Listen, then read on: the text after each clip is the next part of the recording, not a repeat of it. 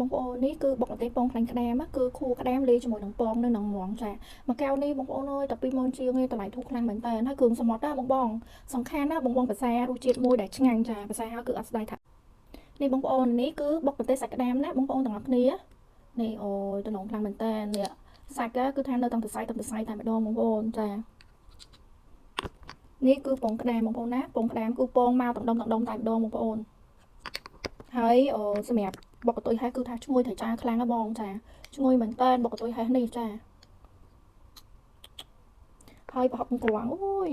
ម្ហូបសិតតែឆ្ងាញ់តែម្ដងចាបងប្អូនដែលចង់បែនជាមួយនឹងម្ហូបខ្មែរដែលមានឲ្យជារសឈ្ងុយឆ្ងាញ់ពិសេសហើយមិនអាចបំភ្លេចបែនណាចង់ចាំប្រេនគីមហេតចេះគឺមិនឲ្យបងប្អូនខកបំណងទេតោះមកញ៉ាំជាមួយនឹងខ្ញុំទាំងអស់គ្នាថ្ងៃនេះខ្ញុំមានពងជាមួយនឹងនេះចាមានតកួនមានជាមួយនឹងស្ដេចគួរបងប្អូនឥឡូវខ្ញុំភ្លក់មួយសាច់ក្តាមមុន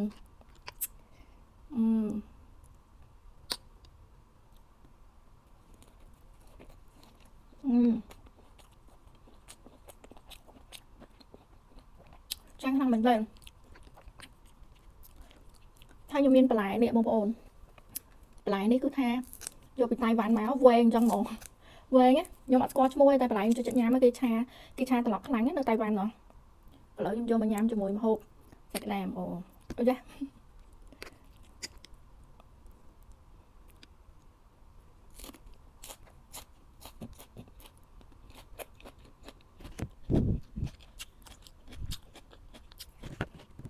ឆ្ងាញ់ខ្លាំងមែនតើឥឡូវភ្លក់ពងក្តាមម្ដងអូយពងអត់និយាយលេងបងប្អូនមកទាំងដុំចេះហ្មង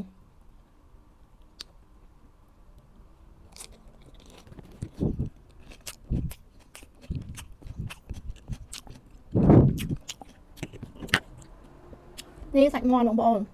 មាន់ដុតណាចានេះយើងញ៉ាំមួយផុងគ្រាន់ដាក់បន្លែមកពេលក្តោបដែលខ្ញុំដុតមិញហ្នឹងណា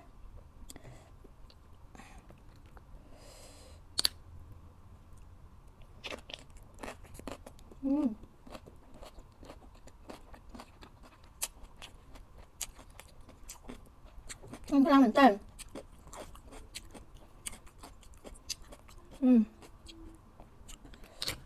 បុកកតុយហេះម្ដងម្ហូបយប់នេះគឺថាឆ្ងាញ់ខ្លាំងណាស់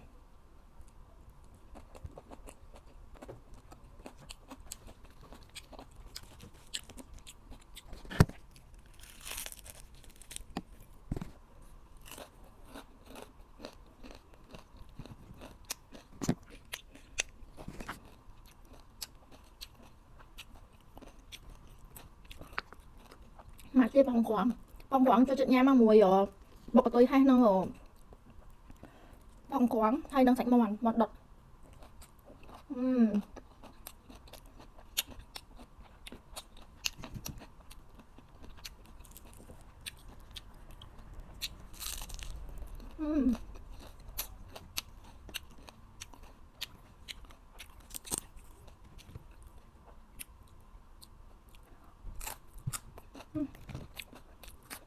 ហ្នឹងបង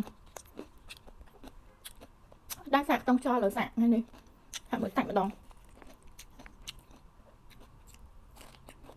ញ៉ាំគ្រប់មុខបងប្អូនចាក់ខ្ទឹមខ្យល់ទៅដល់ឈ្ងុយហ្មង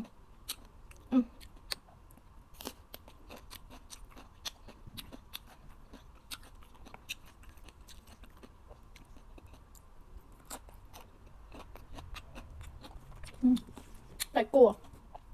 ពងដាក់មាន់មកទៀតសិនមាន់ដុតពេលក្តោបមាន់ដុតនេះគឺដុតមួយកូកាផងមួយទឹកដូងផង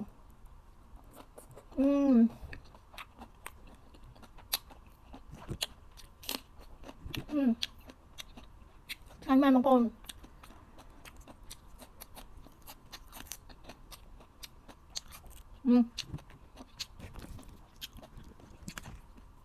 ក្រប់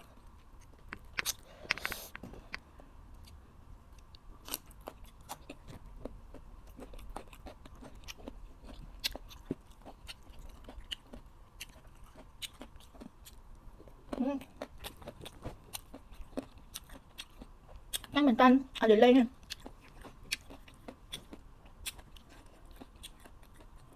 Nhưng mà review cứ nhằm mình tay một con ngang tuyệt.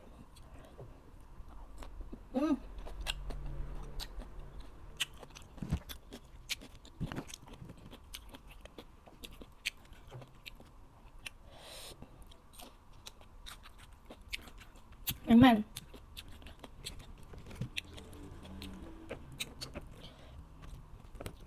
một tuổi hay rồi chết ho là món ngang một.